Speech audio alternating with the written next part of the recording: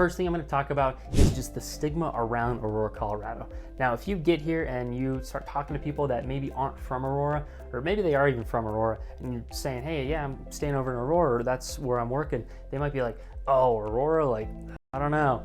And it's just a bad taste in people's mouths. There's a lot of stigma surrounding Aurora that it's not a great area, and that's not necessarily true, but that doesn't necessarily mean that people don't believe that. Now, like I said earlier, Aurora itself is massive. Now, it starts up here and it goes all the way down to the southeast part of the Denver metro area. And if you were to drive from the very tip all the way to the southern tip, you're talking close to an hour depending on traffic, especially if you're avoiding some of the main roads. It's a long ways to go.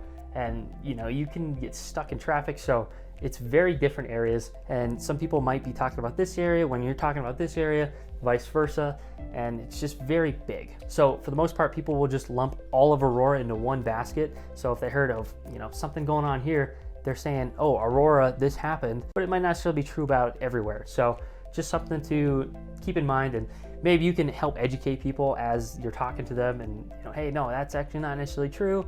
Aurora's great, here's why, yada, yada, yada. But in general, there's a large stigma about Aurora, and it's just something that you might have to deal with when talking to people.